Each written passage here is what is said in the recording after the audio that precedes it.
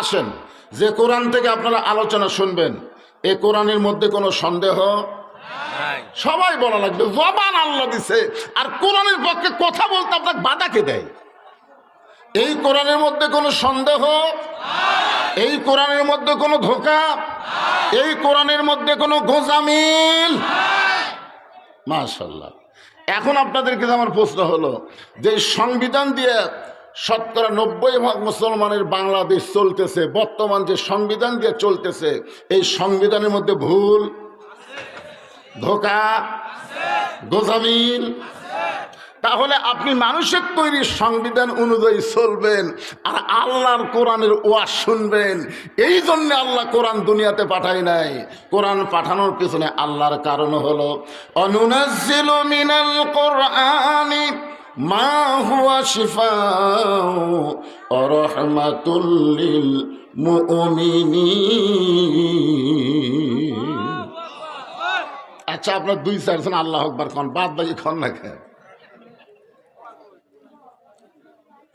আপনারা বলেন তো, এই কোরআনের মাহফিলে যতক্ষণ আপনারা বসে থাকবেন ততক্ষণ আপনারা কয় দল? যতক্ষণ কয় দল? মসজিদের মধ্যে সবাই বিশ্বাস করে মসজিদ আল্লাহর ঘর। আওয়ামী লীগ, বিএনপি, জাতীয় পার্টি, তাবলিগ, পীর মুরিদি সবাই মসজিদের মধ্যে ঢুকছে। হ্যাঁ, এখন কি কয় না, ওটার নাম করলাম না। সবাই ঢোকার পরে আপনারা বলেন তো, দল অনুযায়ী কাতার করে না সব দল ভাঙ্গে এক কাতার করে? সব দল ভাঙ্গে কয় কাতার? কিন্তু ইমাম সাহেব মা অসুস্থ, মাকে নিয়ে হাসপাতালে গেছে, সবাই কাতার সোজা করে দেখে হুজুর নাই। জোরে কর, কি নাই? হুজুর নাই। এখন সামনে কে যায়? আওয়ামী লীগ কয় আমি পারবো না ভাই, বিএনপি কয় আমি পারি না রে, জাতীয় পার্টি কয় ওই জায়গার জীবনেও যাইনি, তবে মুসল্লি হয়েছে। বারান্দার তাকে দেখে জামাত ইসলাম খাড়া হয়ে আস। তখন সবাই বলতে যে কে ভাই বারান্দার কেন? আই। যেই ঢুকছে আওয়ামী লীগ ঠেলা দিয়ে সামনে দিছে, যা। জামাত বলে কি করবো? বলে নামাজ পড়া। কই পাগলা, আমি জামাত। কই তুই জামাত, আমি আওয়ামী লীগ, তুই বিএনপি, জাতীয় পার্টি। ওটা বাহিরের কথা, ভিতরের কথা হলো আমরা সবাই ভাই ভাই কাতারবদ্ধ হয়ে জামাত করতে চাই। কথা ঠিক কিনা? আপনারা বলেন তো, মসজিদের বেড়া আওয়ামী লীগ, বিএনপি, জাতীয় পার্টি, জামাত, তাবলিগ, কিন্তু ভিতরে ঢোকার পরে কয় দল? তাহলে আপনারা কে কোন দল করেন সেটা ভিন্ন কথা। কোরআনের মাহফিলে যখন আইছেন তখন দলাদলি করা যাবে না, সবাইকে এক দল হওয়া লাগবে। দলিকর কথা ঠিক কিনা? তো এক দল আল্লাহু আকবার কয়, আর এক দল কয় না, ব্যাপার কি?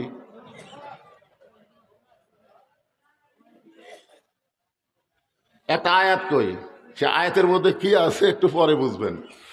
ইন্নামাল মুমিনুনা আল্লাযীনা ইযা যুকিরাল্লাহু ওয়াজিলাত কুলুবুহুম ওয়া ইযা তুলিয়াত আলাইহিম আয়াতুহু জাদাতুহুম ঈমানা ওয়া আলা রাব্বিহিম ইয়াতাওয়াক্কালুন।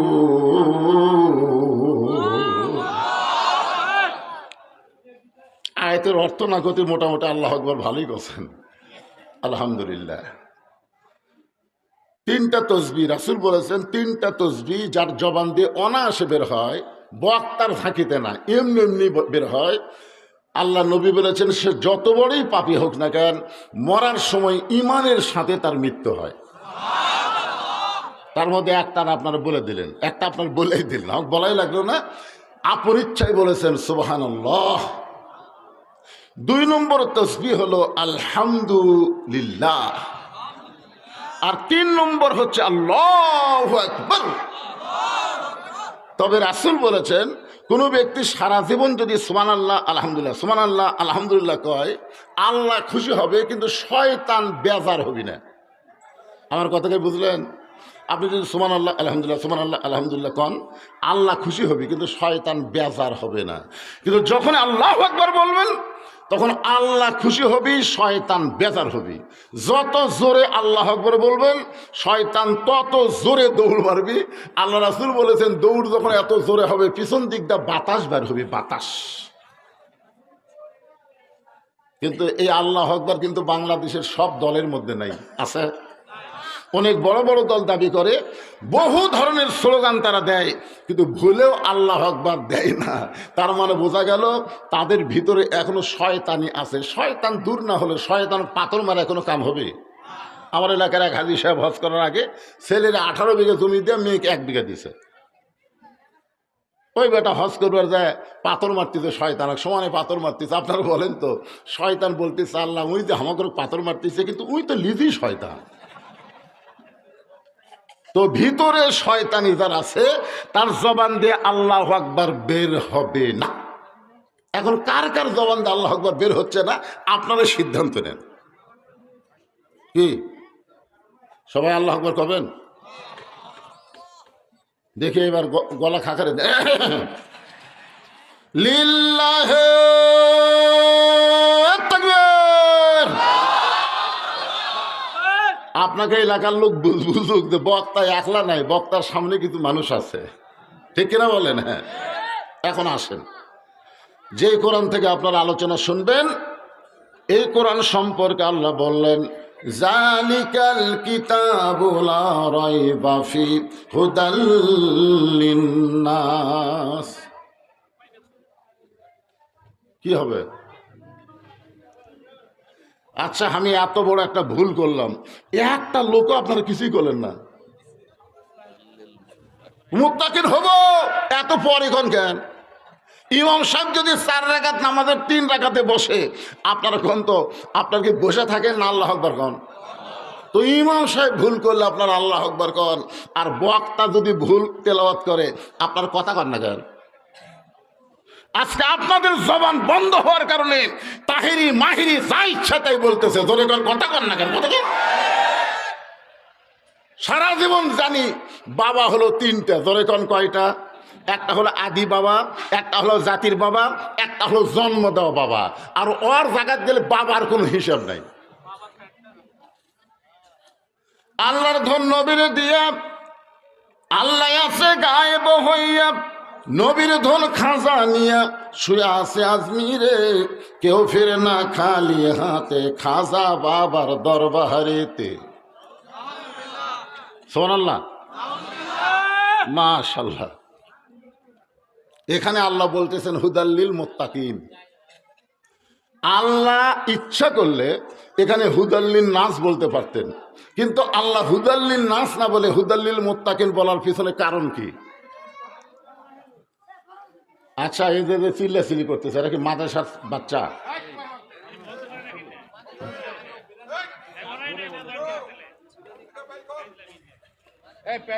হইচই করে না করে ওরা সব প্যান্ডেলের মধ্যে বসে থাকে, ঘুম পারলেও পারুক, অসুবিধা নেই।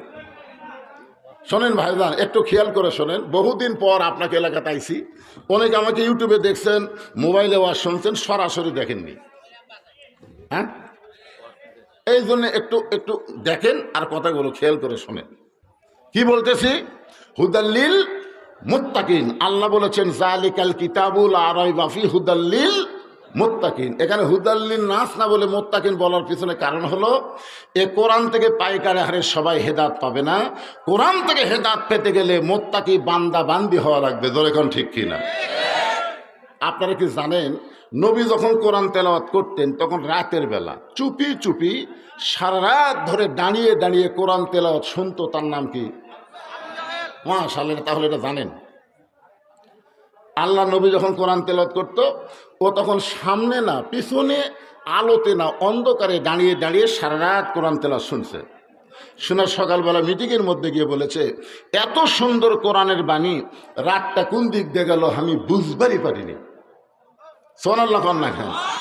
আপনারা বলেন তো আবু জেহেল কি মিথ্যা কথা কইছে? এত সুন্দর কোরআনের বাণী, আমার রাতটা কোন দিক দিয়ে গেল বুঝবার পারিনি।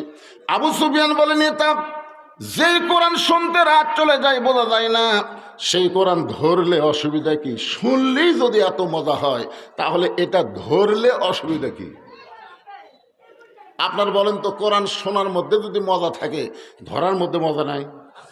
আজকে আমাদের বাংলাদেশে সব মুসলমান যদি কোরআনকে ধরতো তাহলে কোরআনের মাদ্রাসার জন্য টাকা ভিক্ষা করা লাগতো না, প্রাইমারির জন্য টাকা ভিক্ষা করা লাগতো। জোরে কোন কথা কন না কেন? কারণ মুসলমান আমরা মুসলমান, আমরা জানি না কোন পড়ার গুরুত্ব বেশি, আমরা জানি না। আল্লাহ রাসূল বলেছেন খায়রুকুম মান তাআল্লামাল কুরআন ওয়া আল্লামা, ওই ব্যক্তির চাইতে উত্তম দামি সম্মানিত কেউ নাই যে কোরআন শিখেছে এবং অপরকে কোরআনের শিক্ষা দেয়। আমাদের এলাকার এক নেতা সারা জীবন কোরআনের বিরুদ্ধে উচ্চারণ করছে। নেতা যেই মরে গেছে তখন আমাদের এলাকার কিছু হুজুর, সব হুজুর না, কিছু হুজুর ওই নেতার বাড়ির যায় 3 খতম কোরআন পড়ে দোয়া করতেছে, আল্লাহ আমরা যে কোরআন শরীফ পড়লাম এর যা সওয়াব হয় ওই নেতাকে দিয়ে দাও। তখন আশেপাশের লোকজন বলতেছে এই বাংলাদেশে খুব ভালোই, সারা জীবন কোরআনের বিরুদ্ধে আচরণ করলো আর মরার পরে এরই জন্য কোরআন খতম দিয়ে এক জান্নাত তুই এলো। আপনার বলেন তো এই দোয়াকে আল্লাহ কবুল করবে? কারণ আমাদের সবাই জানতে হবে কোরআন মরা মানুষের জন্য না, কোরআন হলো জীবিত মানুষের হেদায়েত। মানুষ মরে গেলে তার জন্য কোরআন খতম করে দোয়া করা। একটু মনোযোগ দিয়ে শুনবেন। আবু সুফিয়ান বলেন এটা যেই কোরআন শুনতে রাত কোন দিকে যায় বোঝা যায় না, সেই কোরআন ধরলে অসুবিধা কি? সঙ্গে সঙ্গে আবু জেহেল বলতে তুই আমার কাছে আয়, আমার কাছে আয়। আবু সুফিয়ান যে কাছে গেছে কানে কানে বলতেছে এই কোরআনকে যদি ধরি তাহলে তোর আমার ভুয়া নেতৃত্ব চলবি না। আজকে বাংলাদেশে যারা আবু জেহেলের দল করে তারাই কিন্তু কোরআনের বিরুদ্ধে কথা বলে। জোরে কোন কথা ঠিক কি না? কারণ তারা জানে এই কোরআনকে যদি গ্রহণ করা হয় তাহলে আবু জেহেলের নেতৃত্ব চলবে না, আসল নেতা হয়ে যাবে আব্দুল্লাহর এতিম পোলা। আমি সেই কোরআন থেকে আমাদের বগুড়াতে কোন মানুষ যখন মারা যায়, বগুড়াতে আমি বগুড়ার কথা বলতেছি, কোনো মানুষ যদি মারা যায় মরার খবর শুনে সকলে বলে ইন্না লিল্লাহি ওয়া ইন্না ইলাইহি রাজিউন। আপনাকে ঘাটাইলের খবর কি? একই খবর। মাশাআল্লাহ। তাহলে বোঝা গেল মানুষ মরলে বগুড়াও যা ঘাটাইলেও তাই। এটা মরার পরে, আগে কয় না মরার পরে কয়। মরার খবর শোনার সাথে সাথে বলে ইন্না লিল্লাহ ওয়া ইন্না ইলাইহি রাজিউন। অথচ এতদিন ধরে আমরা মানুষ মরার পরে যে আয়াতটা পড়ি, এই আয়াতটা কিন্তু মরার পরে পড়ার আয়াত নয়। আজকে আপনারা অর্থ শোনেন। ইজা মানে যখন, আসাবাতুহুম মুসিবা, তোমাদের উপরে বিপদ আপদ মুসিবত আসবে, কলু তখন তোমরা বলবে ইন্না লিল্লাহি ওয়া ইন্না ইলাইহি রাজিউন। এখন বলেন তো এটা কি মানুষ মরার পরে পড়ার জন্যে না বিপদ আপদ মুসিবতের সময়? এই যে কিছুদিন আগে একটা ভূমিকম্প হলো না? এই ভূমিকম্প কি রহমত না বিপদ? তাহলে ভূমিকম্প হলে কি বেশি পড়া লাগবে? ধরে কান কি বলা লাগবে? আপনারা বলেন তো যেই বয়সের যুবকেরা মসজিদে যাবে, মসজিদে না যায় রাস্তায় আড্ডা গুলি মারতেছে, এইটা কি সমাজের জন্য রহমত না বিপদ? তাহলে ওই মুহূর্তে আপনারা কি পড়বেন? আচ্ছা, যেই মুসলমানের মেয়েরা পর্দার ভিতরে থাকা লাগবে, সেই মেয়েরা যদি বেপর্দা হয় রাস্তার ঘরে, আপনারা বলেন তো এটা সমাজের জন্য রহমত না বিপদ? তাহলে ওই মুহূর্তে কি বলা লাগবে? কথা কন না কেন, কি বলা লাগবে? আচ্ছা, আজকে কোরআনের মাহফিল বাদ দিয়া যারা রাস্তায় ঘুরতেছে, কোরআনকে বাদ দিয়ে যারা রাস্তায় ঘুরতেছে, এদের জন্য কি রহমত না বিপদ? তাহলে কি বলা লাগবে? তাহলে বিপদ আপদ মুসিবতে আমরা ইন্না লিল্লাহ না পড়ে মানুষ মরার খবর শুনে কেন পড়ি? কেন পড়ি? ওই সাইড থেকে একজন বলতেছে মরাটা একটা বিপদ। হ্যাঁ বলছে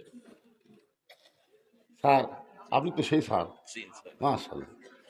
আচ্ছা, এখন আপনারা বলেন তো ভাইজান, যে মানুষ মরা, মুসলমানের জন্য মরা বিপদ না রহমত? আচ্ছা, রহমত বলার পরে বিপদের আয়াত পড়েন কেন? আল্লাহর একজন মস্ত বড় পয়গম্বর, নাম হলো মুসা কালিমুল্লাহ, নাম শুনছেন? উনি একদিন তুর পর্বতে গিয়ে দাঁড়িয়ে আছেন। আল্লাহ বলতেছে মুসা তোমার খবর কি? মুসা বলতেছে আল্লাহ অনেকক্ষণ হলে দাঁড়িয়ে আছি। আল্লাহ বলে মুসা তুমি কিছু বলবার চাও? মুসা বলতেছে বলার জন্যই তো দাঁড়িয়ে আছি, কিন্তু সাহস পাচ্ছি না। আল্লাহ বলে মুসা তুমি কি বলবার চাও? আপনারা বলেন তো মুসা যা বলবে এ কথা আল্লাহ জানে কি জানে না? তারপরেও আল্লাহ পেঁচাচ্ছে কেন? আমরা ছোটবেলা একটা গান শুনছি, মাটির পুতুল বানায়া তুমি করিলা বেহোশ, তুমি যেমনি নাচাও তেমনি নাচে পুতুলের দাও দোষ।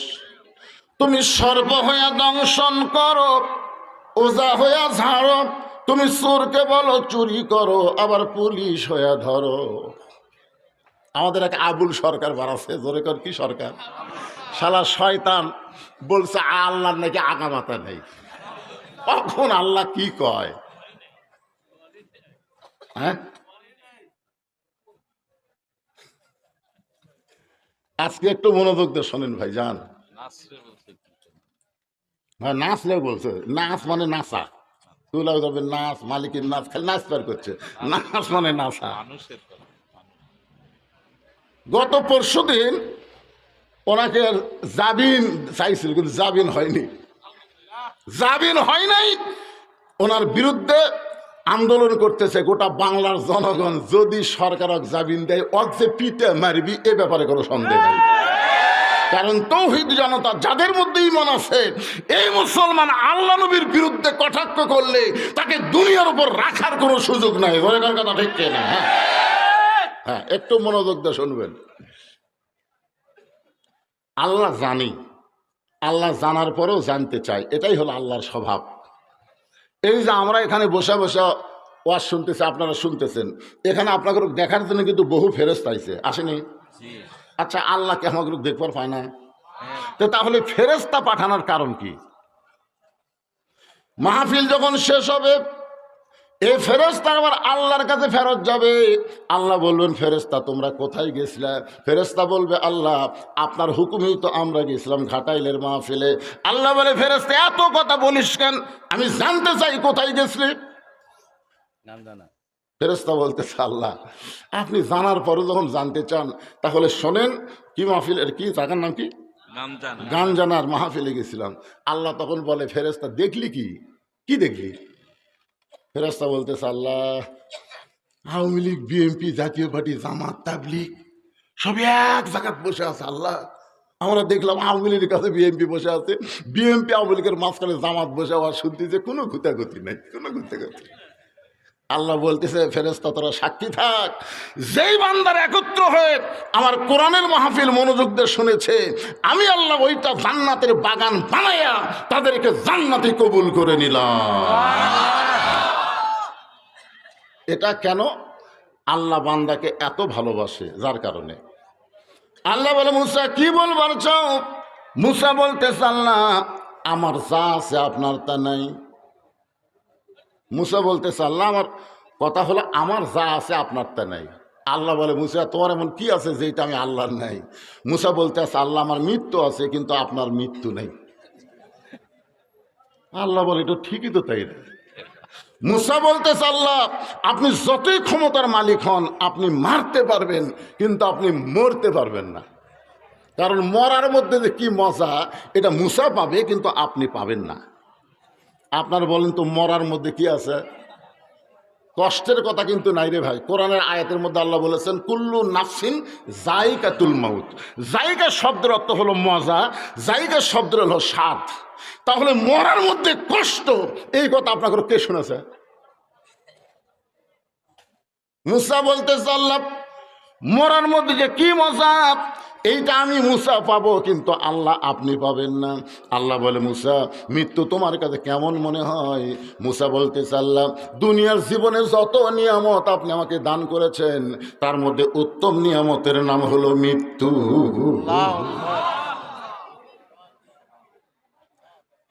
দুনিয়ার ভিতরে আপনি আমাকে বহু দিছেন, নবী দিছেন, কালিমুল্লাহ ডিগ্রি দিছেন, তুর পর্বতে আসলে সরাসরি আমার সাথে কথা বলেন, আমাকে কত কি নিয়ামত দিছেন আল্লাহ। সমস্ত নিয়ামতের চাইতে মৃত্যুটাই হলো সবচাইতে উত্তম নিয়ামত।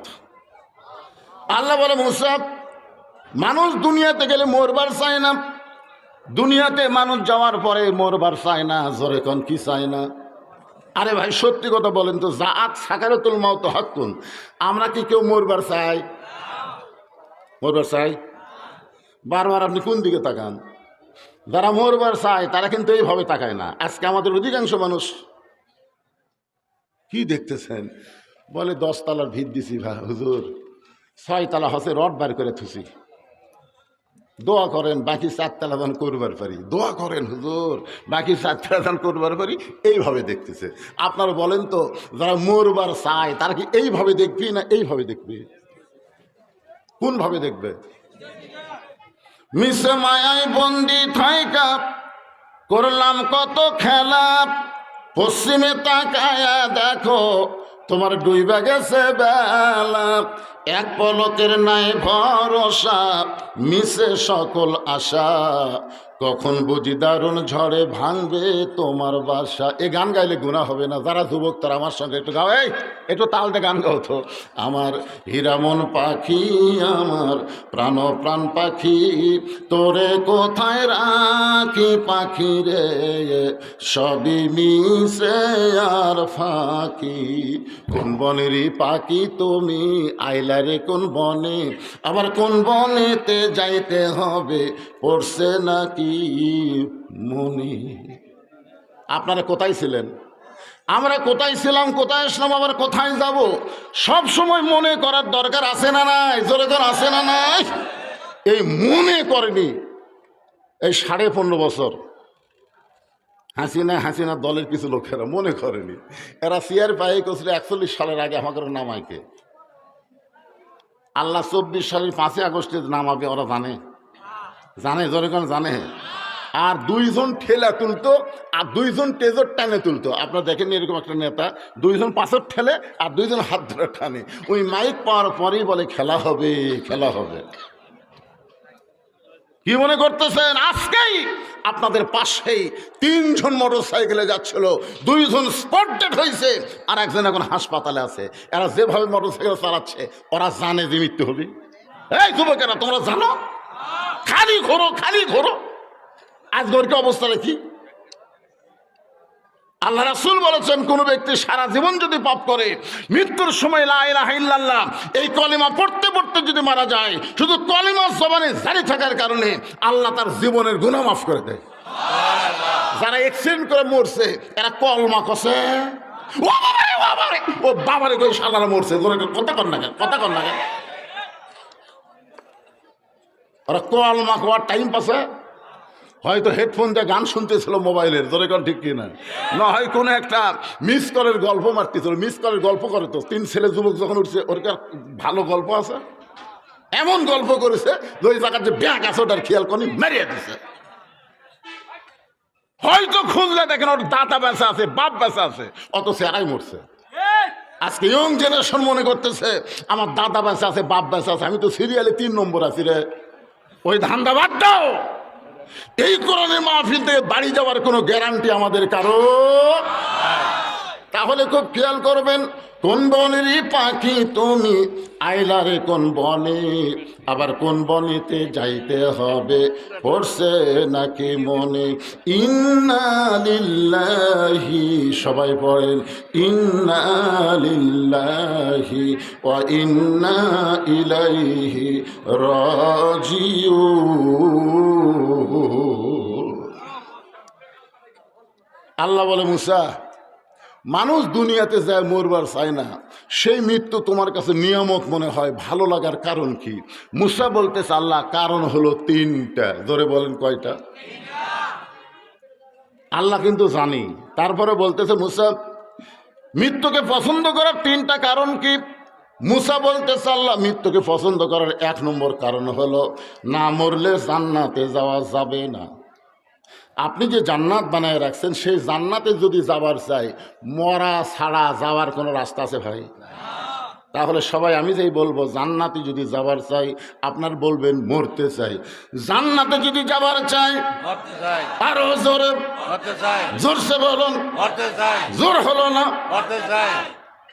একটা ডাক্তার পর্যন্ত বলতেছে মরবার চাই।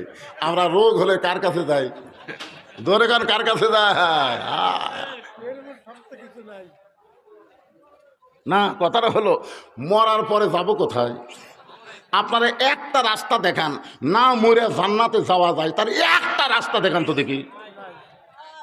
লাইলাতুল মেরাজে বাইতুল মুকাদ্দাসের ভিতরে আমাদের নবী 2 রাকাত নামাজের ইমামতি করছিলেন। আপনারা জানেন যে ইমামতি করার কারণে নবীর ডিগ্রি হলো ইমামুল আম্বিয়া, ইমামুল মুরসালিন। নবী বললেন, জিবরাইল, আমার পিছনে যারা নামাজ পড়লো এরা কারা? ফেরেশতা জিবরাইল বললেন, ইয়া রাসূলুল্লাহ, আল্লাহর যত নবী রাসূল, সমস্ত নবী রাসূল আজকে আপনার পিছনে ইক্তেদা করেছে, আপনার ডিগ্রি হয়েছে ইমামুল আম্বিয়া, ইমামুল মুরসালিন। তো রাসূল বললেন, জিবরাইল, তাহলে আমি তো সমস্ত নবী রাসূলকে যখন পাইছি বাইতুল মুকাদ্দাসের মধ্যে, আমি একটু এক নজর তারকুক দেখতে চাই। ফেরেশতা জিবরাইল বললেন, ইয়া রাসূলুল্লাহ, আপনি যা বলবেন তাই, আপনি যা বলবেন। তখন একটা মেহরাব নিয়ে আসা হলো, ওই মেহরাবের উপরে আল্লাহর নবী দাঁড়ালেন। আমাদের নবী সমস্ত নবী রাসূলের দিকে তাকায় আছে, আর সমস্ত নবী রাসূল আমাদের নবীর দিকে তাকায় আছে। জোরে গান সুবহানাল্লাহ। আল্লাহ রাসূল সবার দিকে তাকায় আছে। সমস্ত নবী রাসূলের চেহারার মধ্যে আলো, চেহারার ভিতরে একটা আলো আসতেছে, কিন্তু একজন নবীর চেহারার মধ্যে কোনো আলো নেই। নবী চমকে গিয়ে বলে, জিবরাইল, সমস্ত নবীর চেহারার মধ্যে নুরানি নূর আলো, আর একটা নবীর চেহারা এরকম কালো। তখন জিবরাইল বলতেছে, হুজুর, ওনার চেহারায় আলো নাই কেন, আপনি জানবার চান? নবী তাই কাছে দিকে বললেন, মা ইসমুকা, আপনার নাম কি? বলে, আমার নাম হলো ঈসা রুহুল আল্লাহ। আল্লাহ নবী বললেন, সব নবীর চেহারা আলোকিত, কিন্তু আপনার চেহারায় আলো নাই কেন?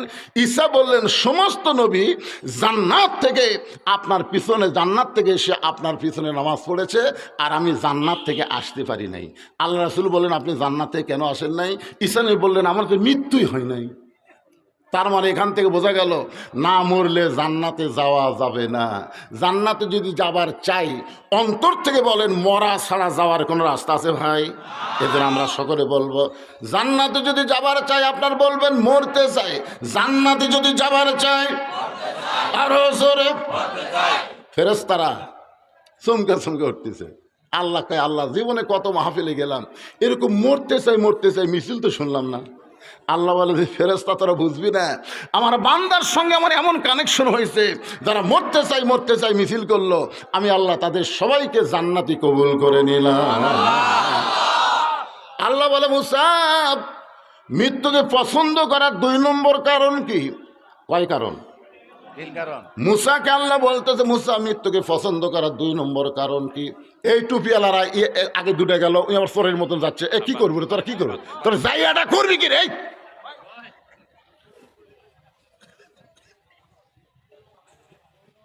না, এদিকে হইচই করতেছে, ওরাও যা চিন্তা করতেছে, যদি পেশাব লাগে 1 লোক দেখাবি, 1 লোক যা।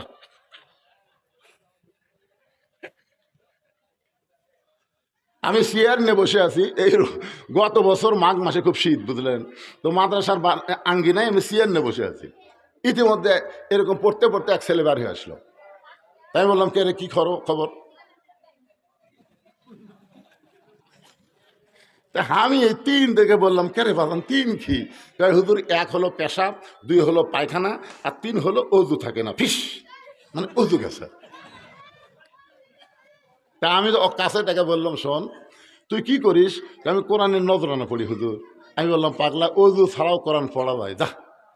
এই মাঘ মাসের শীতের মধ্যে তো ট্যাবের পানিতে ঠান্ডাতে অজু করার কি দরকার, যা, অজু করা লাগবে না। ওইটা না হুজুর, অজু করা লাগবে। আপনি জানেন না হুজুর, অজু করা লাগবে। আমি কইলাম, গোটা বাংলাদেশে ওয়াজ করতেছি, বাংলাদেশের বাইরেও বিশ্বে বহু দেশে ওয়াজ করতেছি, আর আমি জানি না? না হুজুর, আপনি জানেন না হুজুর, যা যা, অজু ছাড়াই কোরআন পড়, ওই তাও যায় না। আমি কইলাম, পাগলা, তুই অজু ছাড়া কোরআন পড়বি, তোর যত পাপ হবি সব পাপ আমি লিবার চাই, যা। এমন তাড়া মারছি, ওই ভয়ে চলে গেছে। আমি মনে করলাম, কি করে, এটা দেখা লাগবে তো। আল্লাহ যে কোরআনে বললেন, ইজা যুকির আল্লাহু ওয়াজিলাত কুলুবুহুম, এই জিনিসটা তোমাকে পরীক্ষা করা লাগবে। তা আমি, ও যখন ঘরের মধ্যে গেল, আমি চেয়ার ছেড়ে জানলার কাছে গেলাম। জানলার ফাঁকটা দেখি ওই দরজার ফাঁকত লুকা আছে, লুকা থাকে, দেখতেছি আমি চেয়ারত আসি না নাই। ওই যখন দেখবার পাইছি আমি চেয়ারত নাই, ওই আবার উদু করার জন্য বার হয়েছে। এই পাগল, অজু ছাড়া কোরআন পড়। তখন এই মাটির বসে বলতে, হুজুর, আমাকে মারেন কাটেন, যা ইচ্ছা তাই করেন, মাদের সাথে বের করে দেন, কিন্তু অজু ছাড়া আমি কোরআন ধরবো না। আমি সঙ্গে সঙ্গে বুকের মধ্যে নিয়ে বললাম, আল্লাহ আল্লাহ, বাপমার মহব্বত কলিজা থেকে বের করে দিয়ে এরা যখন কোরআন পড়ে এমন ভাবে ঝুঁকে ঝুঁকে চোখ বন্ধ করে আনজুরু বিনুরিল্লাহ তাকায় দেখেন এরা দুনিয়ার কোনো মাদ্রাসায় না, যেন জান্নাতের বাগানের কবিতর বাগবাকম করতেছে। এই বাচ্চারা, এই সোনার সানেরা, রাগ করিস না বাজান, আজকে তোরকে তুমি সেই দোয়া হবি আল্লাহ যেন হক কেন হাফেজ আলেম হিসাবে কবুল করে। ধরে কর আমিন। কি বলতেছিলাম? আল্লাহ বলে মুসা মৃত্যুকে পছন্দ করার 2 নম্বর কারণ কি? মুসা বলতেছে আল্লাহ মৃত্যুকে পছন্দ করার 2 নম্বর কারণ হলো আমার মৃত্যুটা, খুব খেয়াল করে শুনবেন, আমার মৃত্যুটা কেবলমাত্র আপনার জন্য আমি অক্ষ করে দিয়েছি। এর দ্বারা আপনারা কি বুঝলেন? আমরা মরবো কার জন্যে? আরো জোরে, জোরসে বলুন। আচ্ছা, আল্লাহর জন্য যারা মরবে, আল্লাহর জন্যই যারা জীবন দিবে, খুব খেয়াল করবেন। এরকম কিছু মানুষের কথা আপনারা জানেন? আমি একজন ব্যক্তির নাম কই, চিনা পারলে পারলেন, না পারলে না পারলেন। একটা ব্যক্তির নাম হলো মীর কাসিম আলী। জোরেকার নাম কি? মীর কাসিম আলীকে উকিল বলতে, স্যার আজকে রাত 12টায় আপনার ফাঁসি হবে, আজকে রাত 12টায় আপনার ফাঁসি হবে। এখন বাজে রাত 9:30। মীর কাসিম আলী বলতেছে আলহামদুলিল্লাহ আলহামদুলিল্লাহ। উকিল কয় কে রে, 2.5 ঘন্টা পর তার ফাঁসি হবি, তাই ইন্না লিল্লাহ না পড়ে আলহামদুলিল্লাহ পড়তে চায়। মীর কাসিম আলী বলে উকিল অযথা 2.5 ঘন্টা বসে থাকে আমার লাভ কি? অযথা 2.5 ঘন্টা বসে থাকা লাভ কি? আমি 2 ঘন্টা ঘুম পাড়ি, যদি চেতন না পাই তুমি আমারে ডাক দিও। উকিল বলতেছে যার 2.5 ঘন্টা পর ফাঁসি হবি, তাই বলে 2 ঘন্টা ঘুম পাড়বি, আর চেতন না পাইলে বলে ডাক দেওয়া লাগবি। ই আসলে ফাঁসি চিন্তায় পাগলা হয়ে গেছে। এই মনে করে উকিল মন খারাপ করে বাইরে চলে গেছে। 2 ঘন্টা পর উকিল ফাঁসির কন্ডম ছেড়ে ঢুকে দেখে মীর কাসিম আলী নাক ডাকা ঘুম পাড়তিছে। উকিল ঘড়ির দিকে তাকে দেখে, কে রে, আর 8 ঘন্টা পর রাত 12টা বাজবি, আর এই বেটা যে হারে ঘুম পাড়তিছে। পাও লড়াইছে, ঘুমোতেছে, তোর ভাই বলতেছে উকিল রাত কি 12টা বাজে? না স্যার, এখন 8 ঘন্টা আছে। মীর কাসিম আলী ওযু করে 2 রাকাত নামাজ পড়ে কোরআনের সূরা মুজাম্মিল, সূরা মুলুক তেলাওয়াত করার পরে ফাঁসির কন্ডম ছেলে যে কাপড়টা সবচাইতে ভালো ছিল ওই পাঞ্জাবি পরে চিরুনি দিয়ে চুল হাসরায় বলে, উকিল দেখো তো আমারে কেমন লাগতেছে। উকিল কান্দার বলে, স্যার কিছুক্ষণের মধ্যে আপনার ফাঁসি হবে। এমন পাঞ্জাবি গায়ে দিয়ে চুল হাসরায় আপনি কি শ্বশুর বাড়ি যাবেন? মীর কাসিম আলী মুসকি মুসকি হাসার বলে, উকিল ফাঁসি হবে আমার আর তুমি কাঁদতেছ। আমি 2 রাকাত নামাজের ভিতর দিয়ে অসজুদ ওয়াক্তারিফ, সেজদা হলো আল্লাহর সবচাইতে নিকটে পৌঁছায় দেয়। সেজদার মাধ্যমে আল্লাহ পাক আমারে জানাই দিছে, ফাঁসির মাধ্যমে আল্লাহ তাআলা আমার জন্য 8টা জান্নাতের দরজা খুলে রেখেছে। তো বলতে, স্যার আপনার তো ফাঁসি হবে। আল্লাহ, পাগলা তোদের কাছে ফাঁসি, কিন্তু আল্লাহ কোরআনে বলতেছেন ওয়ালা তাকুলু লিমান ইউকতালু ফি সাবিলিল্লাহি আমওয়াতুন বাল আহইয়াউ ওয়ালাকিন লা তাশউরুন।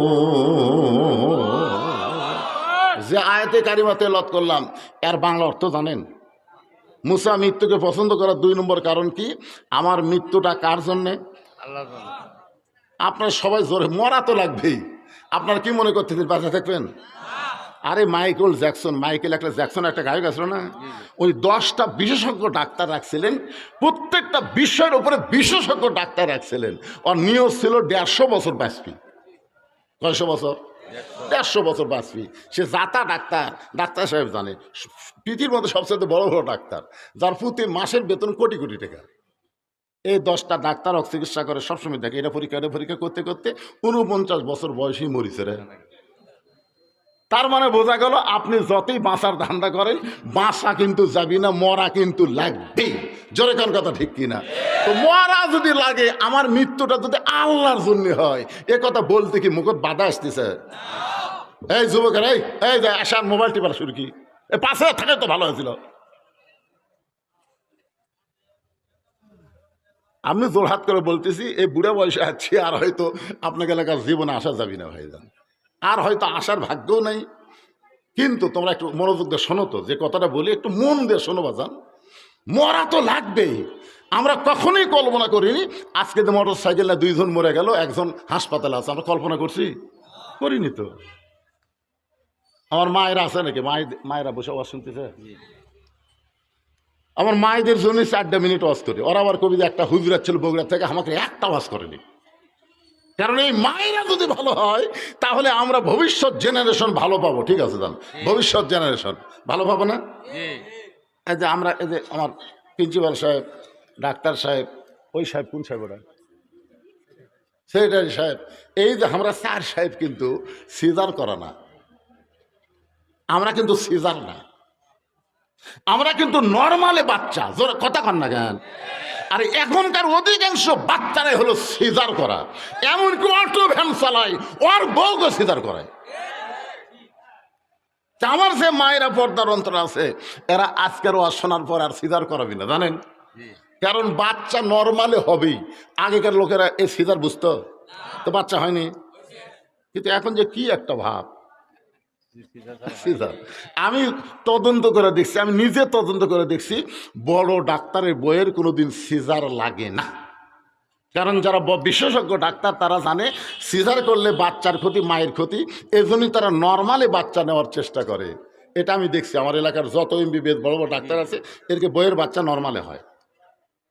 আমি আরেকটা জিনিস তদন্ত করে দেখছি, মৌলানার বাড়িতে কোনোদিন মিলাদ হয় না।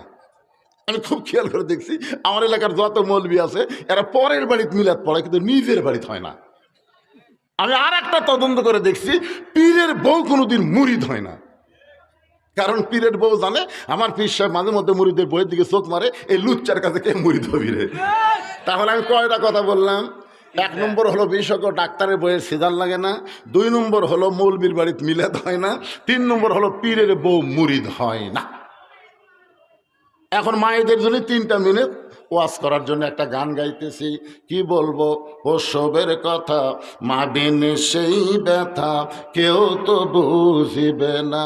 মাজন ঠেকিয়া সন্তানের দায়, অকালে মা মারা যায়, কেন সে মায়ের ভক্তি করো না।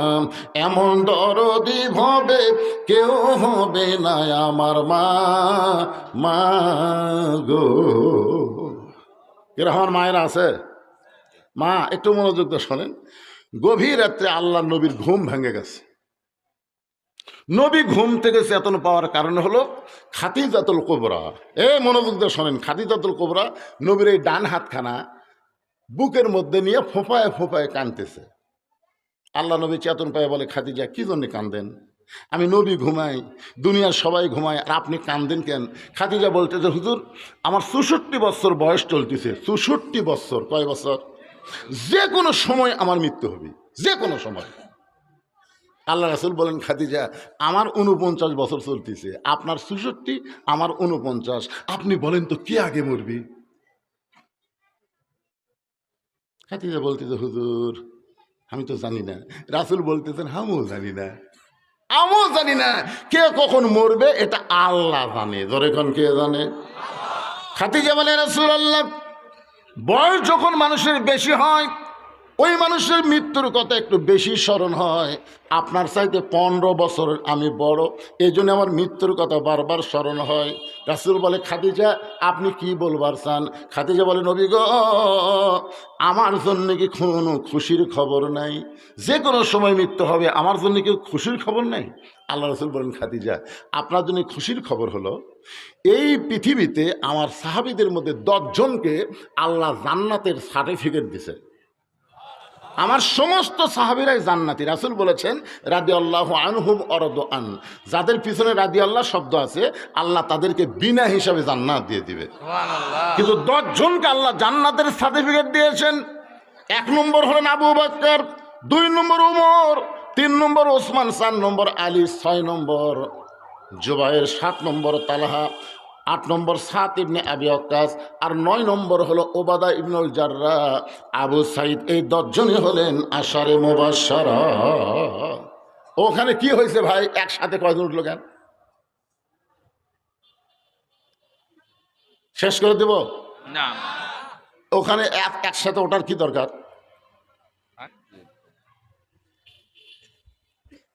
আল্লাহ রাসূল বলেন, খাদিজা শোনেন, পুরুষের মধ্যে 10 জনকে আল্লাহ জান্নাতের সার্টিফিকেট দিয়েছে, নারীদের মধ্যেও 10 জনকে আল্লাহ জান্নাতের সার্টিফিকেট দিয়েছে। খাদিজা বলে, হুজুর আমি এতদিন জানতাম পুরুষের মধ্যেই শুধু 10 জনকে দিছে, নারীদের মধ্যে 10 জন। আল্লাহ রাসূল বললেন, পুরুষের মধ্যে 1 নম্বর হলো আবু বকর, আর নারীদের মধ্যে 1 নম্বর হলো খাদিজাতুল কুবরা। আপনারা বলেন তো, নারীদের মধ্যে 1 নম্বর যদি খাদিজাতুল কুবরা জান্নাতের সার্টিফিকেট পায়, তাহলে কান্দার দরকার আছে? সাথে সাথে খাদিজা চোখের পানি মুছে মুচকি মুচকি হাসতেছে। আল্লাহ নবী খাদিজার কপালে একটা চুমাতে বলেন, খাদিজা এখন মনে করেন আপনি আমার বউ, আমি আপনার স্বামী, আমি কিন্তু নবী নাই, আমি আপনার স্বামী হয়ে আপনার কাছে জানতে চাই, পুরুষের মধ্যে 2 নম্বর হলো ওমর, নারীদের মধ্যে 2 নম্বর কে হলে ভালো হয়? মানে পুরুষের মধ্যে 2 নম্বর কে? 3 নম্বর ওসমান। আমি তো 10টা নামই কইলাম। তাহলে নারীদের মধ্যে 1 নম্বর খাদিজা, 2 নম্বর কে হলে ভালো হয়? খাদিজা বলতে, হুজুর আমার কাছে যদি শুনবার চান তাহলে আমার কলিজার টুকরা ফাতেমা 2 নম্বর হলে ভালো হয়। আল্লাহ রাসূল বললেন, খাদিজা আমার মাধ্যমে আল্লাহ আপনাকে 4টা মেয়ে দিছে। কয়টা? আপনারা জানেন নবীর 4টা মেয়ে জানেন? একটা মেয়ের নাম হলো জয়নাব। জয়নাবের ওয়াজ জীবনে আপনারা শুনছেন? কথা কন না কেন বারে, কথা বগুড়ার ভাষা বোঝার শুনছেন? আচ্ছা, রোকেয়া নবীর আর একটা মেয়ের নাম, রোকেয়ার ওয়াজ জীবনে আপনারা শুনছেন? নবীর আর একটা মেয়ের নাম হলো কুলসুমা, কুলসুমার ওয়াজ কোনদিন শুনছেন? এখনকার বক্তারা ওলা মেয়ের ওয়াজই করে না, খালি একটা মেয়ের ওয়াজ, তার নাম হলো ফাতেমা। ধরে কোন কথা ঠিক না? এদের সবাই কিন্তু ফাতেমা সম্পর্কে কম বেশি জানে। আল্লাহ নবী বললেন, খাদিজা আমার মাধ্যমে আল্লাহ আপনাকে 4টা মেয়ে দিয়েছে, আপনি অন্য কোনো মেয়ের নাম না বলে সরাসরি ফাতেমার কথা কেন বললেন? খাদিজা বলতেছে, ইয়া রাসূলুল্লাহ আপনি হলেন বাবা আর আমি হলাম মা, কোন সন্তান কেমন এটা বাবা জানে না, এটা জানে হলো তার মা। এখানে কিন্তু মারাত্মক ওয়াজ আছে, খুব খেয়াল করে শুনবেন। এ ছেলেরা যে দৌড়াদৌড়ি করতেছে, এই ছেলেরা বসতেছে না, ওদিকে যাচ্ছে ওদিকে যাচ্ছে। আপনার বলেন তো এই ছেলেটা এমন কেন হলো? এমন কেন হলো? এটা যদি জানবার চান ওর মায়ের কাছে যান। আমাকে এক ছেলে বলতে, হুজুর 11 মাস আমার খিদা কম, কিন্তু রোজার মাসে এত খিদা লাগে হুজুর, খালি খাবারই মন চায়, খাবারই মন চায়। রোজার মাসে সবাই রোজা থাকে কিন্তু আমি পারি না, কারণ কি? আমি বললাম তোর মা বেঁচে আছে? আছে তো মায়ের কাছে যা। হুজুর মা কিভাবে যা? আরে পাগলা যাস না কেন? ও মায়ের কাছে বলতে, তোমার রমজান মাসে আমার খিদে এত বেশি কেন? মা বলতেছে তোর দাদি সর্বনাশ করছে। তুই যখন রমজান মাসে আমার পেট ছিলি, তোর দাদি এসে আমার কইছে, বৌমা খবরদার রোজা রাখবার পারবা না, তুমি রোজা থাকলে পেটের বাচ্চা শুকা যাবে, খালি তুই কি তাজা রাখার জন্য রোজার মাসে আমি খাসি রে, আমিও খাসি তুইও খাসি। এই জন্য একটা নেপোলিয়ান বলেছে, ভালো একটা সন্তান যদি চাও, ভালো একটা বাপের দরকার না মায়ের দরকার? জোরে বলেন কিসের দরকার? আমার মায়েরা যারা পর্দার অন্তর আছেন শোনেন, আপনারা যদি ভালো হন আপনাদের পেট থেকে আব্দুল কাদের জিলানী বের হবে। আপনি যদি ভালো হন, মা যদি ভালো হয়, সন্তান আল্লাহর ওলি হয়। খাদিজা বলতেছে, হুজুর আপনি বাপ তো, আপনি বুঝবেন না।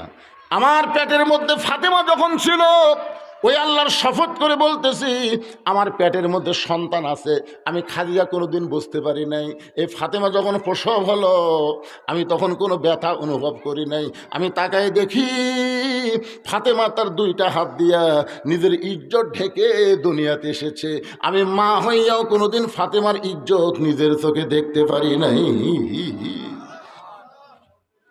ওগো আল্লাহর নবী, আমাকে আল্লাহ 1 নম্বর জান্নাতের সার্টিফিকেট দিয়েছে, 2 নম্বরে যেন আমার ফাতেমার নাম থাকে, 3 নম্বর কুলসুমা থাক, জয়নাব থাক, রোকেয়া থাক, আমার কোনো আপত্তি নেই, কিন্তু আমার পরেই যে মেয়েটা তার নাম যেন ফাতেমা হয়। সঙ্গে সঙ্গে নবী আমার খাদিজার কপালে চুমা দিয়ে বললেন, খাদিজা আপনার ফাতেমা তো জান্নাতি নয়, আপনার ফাতেমা তো জান্নাতি নয়, আপনার ফাতেমা তো জান্নাতি নয়। খাদিজা বলে, রাসূলুল্লাহ ফাতেমা যদি জান্নাতি না হয় তাহলে ফাতেমার খবর কি? রাসূল বললেন, জান্নাতি নারীদের নেত্রী। আপনারা বলেন তো খাদিজা কি এরা শুনবার চাচ্ছিল? খাদিজা কয় নম্বর শুনবার চাচ্ছে? কথা কয় না কেন, কয় নম্বর? কিন্তু রাসূল যে কথা কছে, খাদিজা মন ভার করে বলতেছে, হুজুর কেউ যখন জানে না তাহলে পাল্টান। রাসূলকে কি পাল্টাবো? বলে আমি হব জান্নাতের এদের নেত্রী, আর ফাতেমা হবে 1 নম্বর জান্নাতি। আল্লাহ রাসূল বললেন, আপনারা তো মা আর মেয়ে, অসুবিধা কি? হুজুর আপনি পুরুষ মানুষ বুঝবেন না, মেয়ে মানুষ কোনোদিন কারো তলে থাকতার চাই না। যখন হাসিনা ছিল খালেদার তলে থসে, খালেদা যখন যাবি হাসিনা তখন তলে থবি। জোরে কোন কথা ঠিক কিনা? এই মেয়েদের মধ্যে দেখবেন বউ শাশুড়ির যুদ্ধ আছে, কিন্তু জামাই শ্বশুরের যুদ্ধ কোনো সিনেমার নাই। বউ শাশুড়ির যুদ্ধ আছে। একটা বাড়ির বেটার বউ গেলে ওই সেদিন থেকে বাড়ির করতে হবে, শাশুড়ির দাম দিবি না, শাশুড়ি তো বেটার বাইরের কোনো সুযোগ নাই রে আমি থাকতে। জোরে কোন কথা ঠিক কিনা? ওরাই মারামারি লাগবে। আল্লাহ রাসূল বললেন, খাদিজা দেওয়ার মালিক হচ্ছে আল্লাহ, আমি হলাম বন্টনকারী। কে কি পাবে সেইটা দেওয়ার মালিক কে? আরো জোরে বলেন, আমি হলাম বন্টনকারী। সঙ্গে সঙ্গে খাদিজা নবীর হাত ধরেছে, বুকের মধ্যে নিয়ে বলতেছে, ইয়া রাসূলুল্লাহ, সর্বপ্রথম ঈমান গ্রহণ করেছি, সর্বপ্রথম আমার যত সম্পদ ছিল সব আল্লাহকে দান করেছি। এরপরে আল্লাহ আমাকে বাদ দিয়া আমার পেটের মেয়ে ফাতেমাকে খাতুনে জান্নাত ডিগ্রি দিল। কোন আমলের কারণে? হুজুর কোন আমলের কারণে ফাতেমাকে আল্লাহ সাইদাতুন নিসা আহলিল জান্নাত ডিগ্রি দিল? এটা যতক্ষণ না বলবেন ততক্ষণ আমি খাদিজা আপনার হাত ছাড়ব না।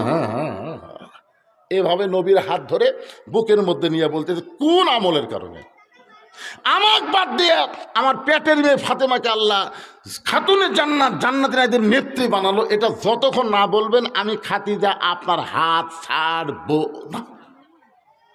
এখন বলেন তো কোন আমলের কারণে আল্লাহ ফাতেমাকে জান্নাতে এদের নেত্রী বানালো? এটা পুরুষ মানুষের জন্য না হোক, নারীদের জন্য শোনা দরকার আছে না নাই? কতক্ষণ আছে না নাই? আমার মায়েদের জন্য একটা ডোজ দিয়ে দিলাম। মা মনে করেন না যে বগুড়ার থেকে আসে খালি মরদ মানুষকে ওয়াজ শোনাবো, নারীদের শোনাবো না। আপনাদের ওয়াজটা রেখে দিলাম। কোন আমলের কারণে আল্লাহ ফাতেমাকে খাতুনে জান্নাত ডিগ্রি দিল, এটা না শোনা পর্যন্ত মা খাদিজা নবীর হাত ছাড়বে। এখন চলে আসেন, মুসা বলতেছে, আল্লাহ মৃত্যুকে পছন্দ করার 2 নম্বর কারণ হলো আমার মৃত্যুটা কেবলমাত্র আল্লাহর জন্য অক্ষ করেছি। আমার সামনে এই রাত 12টা বাজতেছে, 12টা পার হয়ে গেছে নাকি? রাত 12টার সময় কারা কারা আল্লাহর জন্য নিজের জীবন দিতে প্রস্তুত? 2 হাত তুলে আমার আল্লাহকে দেখান। যারা যারা আল্লাহর জন্য জীবন দেবেন টান টান করে তোলা যায় না, মরা তো লাগবেই রে। হাত নামান। মাশাআল্লাহ, যারা হাত তুলেছেন আল্লাহর জন্য মরবার চাই, এ বিশ্বাস যদি কলি বলি, ভারতের বাপেরও ক্ষমতা নাই বাংলাদেশের 1 ইঞ্চি জায়গার মধ্যে ঢুকবার পারে। জোরে কোনো কথা ঠিক কিনা? আপনারা জানেন হিন্দুদের পাওয়ারকে জানেন? আমি কাজীপুর পৌরসভার মধ্যে আমার গাড়ি রেখে যমুনার ওই পার, মাঝনা বাড়ি আমার মাহফিল, যমুনার ওই পার। তোমাকে বলতে যে হুজুর নৌকা যাওয়া লাগবে। আমি মাহফিল কমিটিকে বললাম, ভাই যেমন তেমন নৌকা হলে কিন্তু হবে না, বড় সড়ো একটা নৌকা লাগবে। বড় সড়ো একটা নৌকা নিয়ে আসে, 100 যাত্রী নৌকার বসে আছে। আমাকে নৌকার মাঝখানে বিছনা পেড়া দিল। আমি নৌকার মাঝখানে বসে যাচ্ছি। যাওয়ার সময় যখন যমুনার মাঝখানে হঠাৎ আসমানে কালো মেঘ করে বাতাস শুরু হচ্ছে হঠাৎ।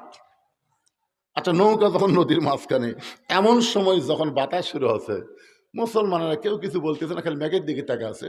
কিন্তু ওই নৌকার মধ্যে 2টা হিন্দু আছিল। ওই 2 হিন্দু আমার কাছে এসে বলতেছে, হুজুর কিছু করেন। আমি চমকে উঠে বললাম, কে রে ভাই, তোমাকে চাল চরিত্র চেহারায় দেখা যায় তোমরা হিন্দু, তো কি করবো? হুজুর আমরা বাড়ি হলো মুসলমান পাড়াত, মুসলমান পাড়ায় হলো আমাদের বাড়ি, আমরা হিন্দু হলো আমাদের বাড়ি হলো মুসলমান পাড়াত। এরকম তখন আসমানে কালো মেঘ করে বাতাস ওঠে, তখন মুয়াজ্জিন আজান দেয়। হুজুর একবার আজান দিলে কমই 2 বার দিলে ভালো হয়, আজান দেন।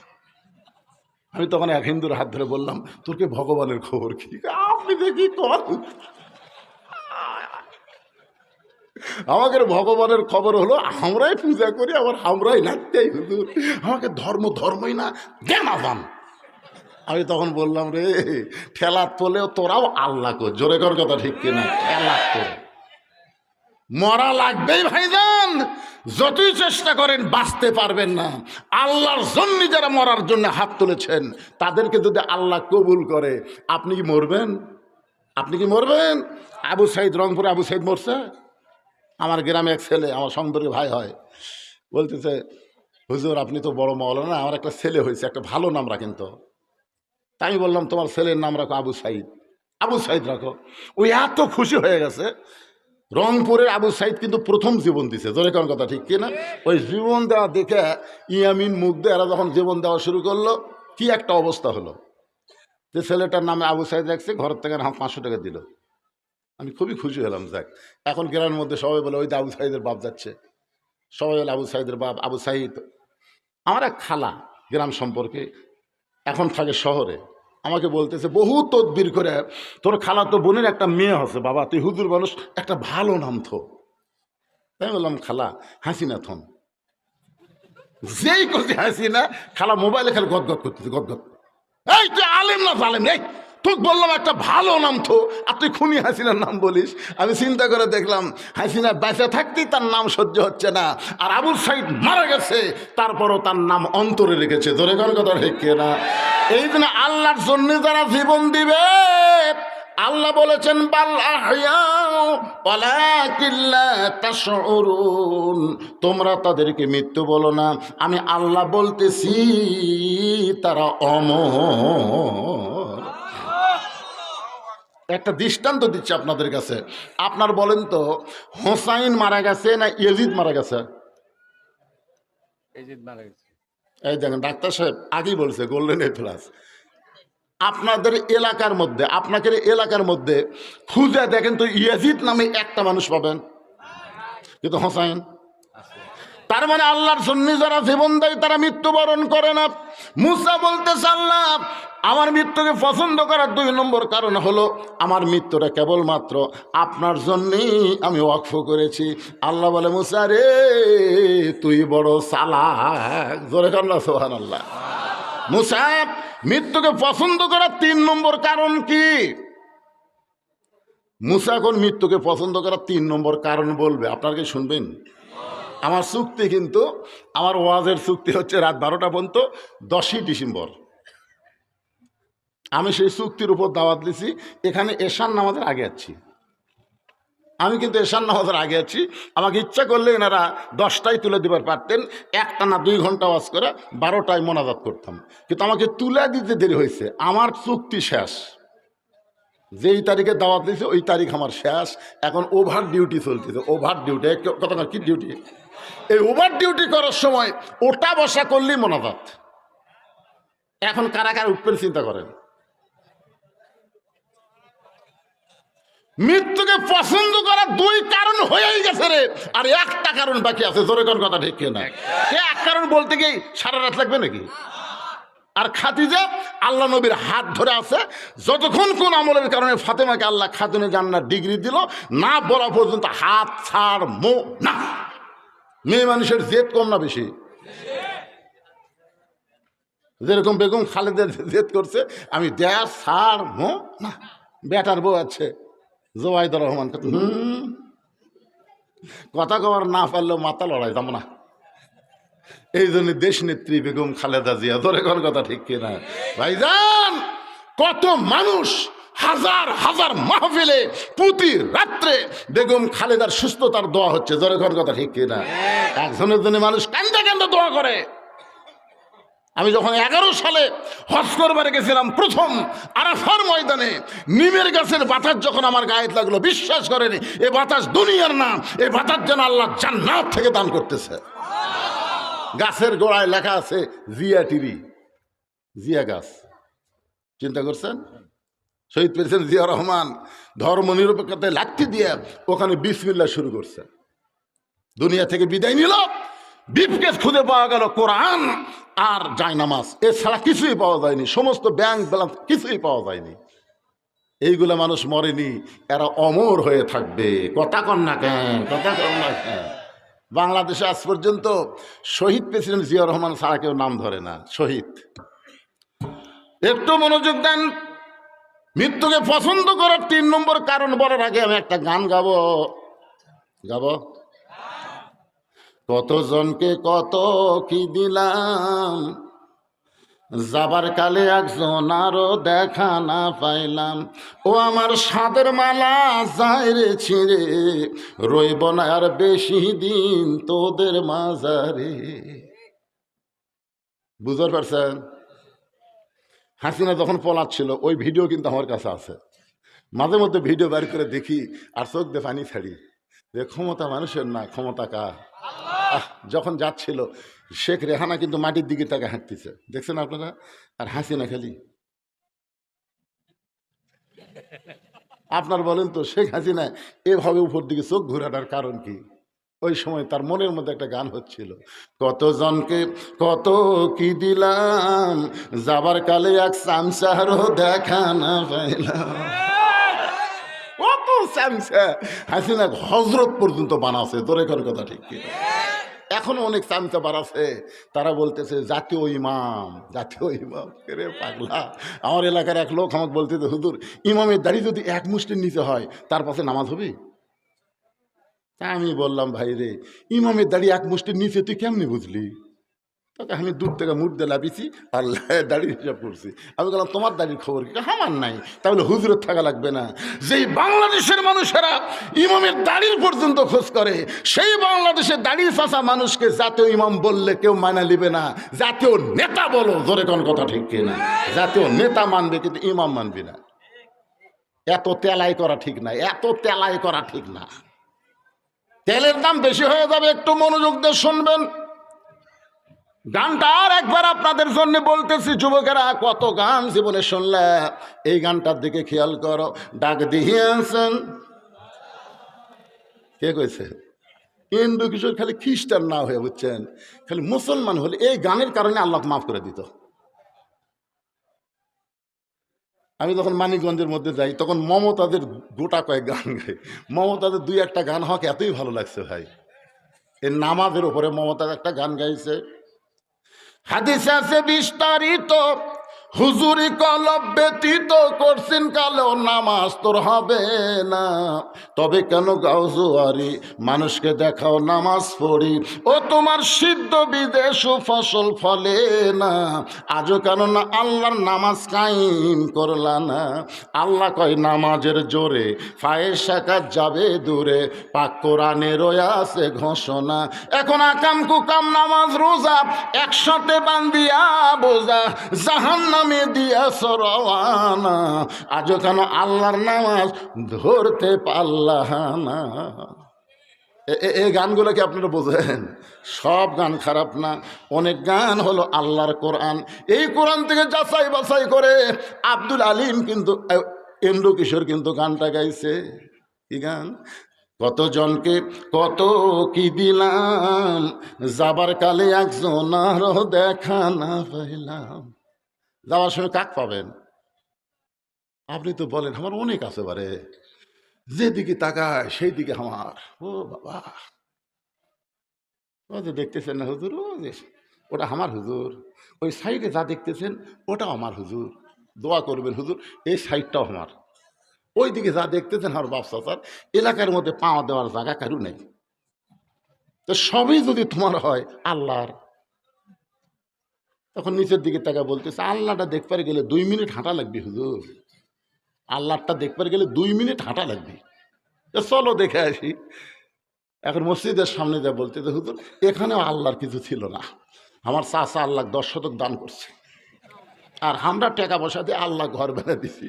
ফেরত টাকায় আল্লাহ এটা কোন দেশে তোমরা আছি আল্লাহ, যেই দেশে তোমার কিছুই নাই, ওর চাচা দান করলে জায়গা হয় আর এরা টাকা পয়সাতে ঘর বানা দেয়, এই দেশের নাম কি?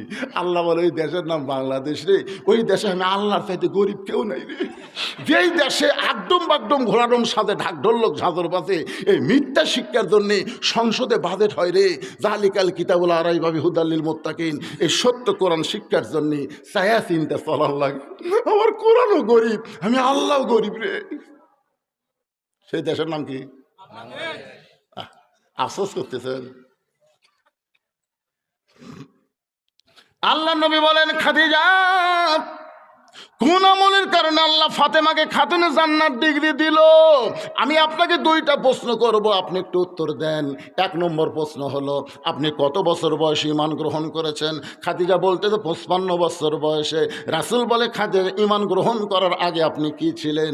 খাদিজা বলতেছে আমি কাফের ছিলাম। ও খাদিজা, আপনার হায়াতের জীবনের 55 বছর আপনি কুফরি হালে কাটাইছেন, এখন বলেন আপনার পেটের মেয়ে ফাতেমা কত বছর কুফরি কাটাইছে? খাদিজা বলতেছে বলতেছে জান্নাতি জান্নাতি, আমার ফাতেমা জান্নাতি হয়ে জন্ম নিয়েছে।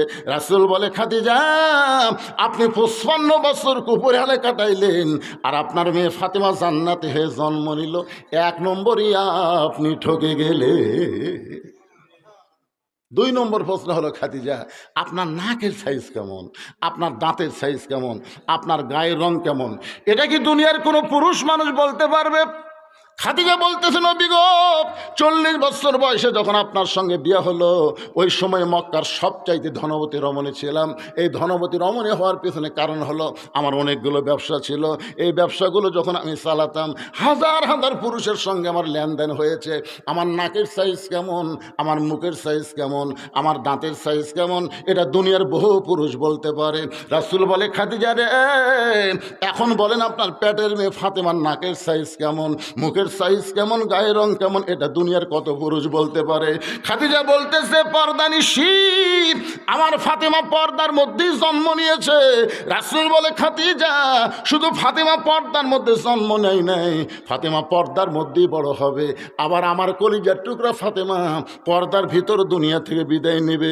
গভীর রাত্রে ফাতেমা যখন দুনিয়া থেকে বিদায় নিল হযরত তার কান্দে করে জান্নাতুল বাকির পূর্ব কোণায় সবুজ রঙের একটা বাতি জ্বলতেছিল। এই বাতি বরাবর যখন দাফন করে আল্লাহকে বলে আল্লাহ আমার বিবি ফাতেমাকে তুমি কবুল করে নাও, সে সারা জীবন পর্দা করেছে আবার পর্দার মধ্যে দুনিয়া থেকে বিদায় নিয়েছে। এই দোয়া করার পরে হযরত আলী তাকায় দেখে সামনে কয়েকটা পুরাতন কবর দেখা যায়। এইমাত্র ফাতেমারে কবর দিল, সেই নতুন কবর নাই। গোটা জান্নাতুল বাকি দৌড়ে বলে ফাতেমার কবর, ফাতেমার কবর, ফাতেমার কবর। কে যেন ডাক দেয় আলী রে ফাতেমা পর্দানিশী, আমি আল্লাহ জহুরা ডিগ্রি দিয়া ফাতেমার কবরটাকে কিয়ামত পর্যন্ত পর্দা করে দিয়েছি। শুধুমাত্র পর্দানিশী হওয়ার কারণে আল্লাহ আপনাকে বাদ দিয়া ফাতেমাকে খাতুনে জান্নাত ডিগ্রি দিয়েছে। আমার মায়েরা যতই নামাজ পড়েন রোজা করেন যা করেন করেন পর্দা যদি ঠিক মতো না করেন একটা ইবাদত আল্লাহ কবুল করবে না। মায়ের জন্য শেষ। এখন মা মজার একটা ওয়াজ হচ্ছে মৃত্যুকে পছন্দ করা 3 নম্বর কারণ অত্যন্ত মজা। এটা শোনার পরে আর মরালিয়া আপনার কোনো টেনশনই হবে না। মরালিয়া কোনো টেনশন করা লাগবে না ভাই রে, মরা তো লাগবে। ধরে কোন ঠিক কিনা? এই 3 নম্বর কারণ মুসা নবী যে 3 নম্বর কারণ বলবে আপনার শুনবেন তো ইনশাল্লাহ? যদি 10 মিনিট লাগে শুনবেন? আর একবার হাত দেখান তো দেখি। আল্লাহ হাতগুলো কবুল করো, হাত নামান। এখন শোনেন, এখন এই না শুনে আমি কিন্তু বলছি শুনবেন, আপনারা হাত তুলে বলছেন শুনবো। এখন না শুনে যদি কোনো লোক ওঠেন, না শুনে যদি কোনো লোক ওঠেন লিমা তাকুলু মালা তাফআলুন, হুজুর ও হুজুর লিমা তাকুলু মালা তাফআলুনের অর্থ কি? মানে এরা যা হাত দেখালো সে আমল করলো না। টাটকা মুনাফিক হবেন, টাটকা মুনাফিক। এই জন্যে এটা শোনাই লাগবে। মুসা কোরআন থেকে একটা আয়াত পড়লেন, বাল তুসিরুনাল হায়াতাদ দুনিয়া ওয়াল আখিরাতু খায়রুন ওয়া আবকা। আপনার অনেকে ফতোয়া খুঁজবেন হুজুর মুসা যে কোরআন শরীফ থেকে আয়াত পড়লো তখন কি কোরআন শরীফ ছিল? আপনারা বলেন তো কোরআন কার বাণী? আমাদের নবীর উপরে খালি কোরআন নাজিল হয়েছে, এগুলা কি নবীর সময়ের কথা না আগেকার কথা আছে? তার মানে বোঝা গেল কোরআন হলো এমন একটা কিতাব যে শুরু থেকে পৃথিবীর শেষ পর্যন্ত সব কিছুই আল্লাহর কোরআনের মধ্যে আছে না নাই? এই জন্য একটা স্লোগান আছে, সব সমস্যার সমাধান দিতে পারে আল কোরআন। একটু জবান খুলে দেন, সব সমস্যার সমাধান। বাল তুসিরুনাল হায়াতাদ দুনিয়া ওয়াল আখিরাতু খায়রুন ওয়া আবকা। মুসা বলতেছে আল্লাহ মৃত্যুকে পছন্দ করার 3 নম্বর কারণ হলো দুনিয়া হলো ক্ষণস্থায়ী। ধরে কারণ দুনিয়া কি? আর আখিরাত হলো মৃত্যুর মাধ্যমে ক্ষণস্থায়ী জীবনের পরিসমাপ্তি হবে, মৃত্যুর পরে সে চিরস্থায়ী জীবন পেয়ে যাবে। আপনারা বলেন তো আপনারা ক্ষণস্থায়ী পছন্দ করেন না চিরস্থায়ী? তাহলে দুনিয়া কি? তাহলে ক্ষণস্থায়ী দুনিয়ার জন্যে এত মায়া বাড়ায় কোনো লাভ আছে? এত মায়া এত মহব্বত করে কোনোই লাভ নেই। এই জন্য আব্দুল আলিম চোখের পানি নিয়ে বলেছেন, মিশে মায়ায় বন্দি থাইকা করলাম কত খেলা, পশ্চিমে তাকায়া দেখো তোমার জীবনের ডুইবা গেছে বেলা। এক পলকের নাই ভরসা, মোটর সাইকেল নিয়ে তার অ্যাক্সিডেন্ট করছে, এদের জন্য এই গানটা আজকে কাজে লাগছে। ধরে কান ঠিক কিনা? এক পলকের নাই ভরসা, মিশে সকল আশা, কখন বুঝি দারুণ ঝড়ে ভাঙবে তোমার বাসা। আচ্ছা, বাসা মানে কোন বাসা? বাসা মানে এ দেহ, এই দেহ কখন জানি দারুণ ঝড়ে ভাঙবে তোমার বাসা। মুসা বলতে চাল্লাম, মৃত্যুকে পছন্দ করার কারণ হলো ক্ষণস্থায়ী জীবনের পরিসমাপ্তি হবে, মৃত্যুর মাধ্যমে চিরজীবন পাওয়া যাবে। 1 নম্বর, না মরলে জান্নাতে যাওয়া। 2 নম্বর, মরবো কার জন্যে। 3 নম্বর, দুনিয়া ক্ষণস্থায়ী, মৃত্যুর মাধ্যমে চিরস্থায়ী জীবন পাওয়া যাবে। আল্লাহ বক্তা এবং শ্রোতা সবাইকে শুধু ওয়াজ না, ওয়াজ অনুযায়ী আমল করার তৌফিক দান করুক। সকলে বলে আমিন। ফজরের নামাজ জামাতের সঙ্গে আদায় করা লাগবে, বাড়িতে একলা একলা পড়লে হবে না, জামাতের সাথে পড়া লাগবে। আল্লাহ আমাদের সবাইকে ফজরের নামাজ জামাতের সঙ্গে আদায় করা তৌফিক দান করুক। সকলে বলে আমিন।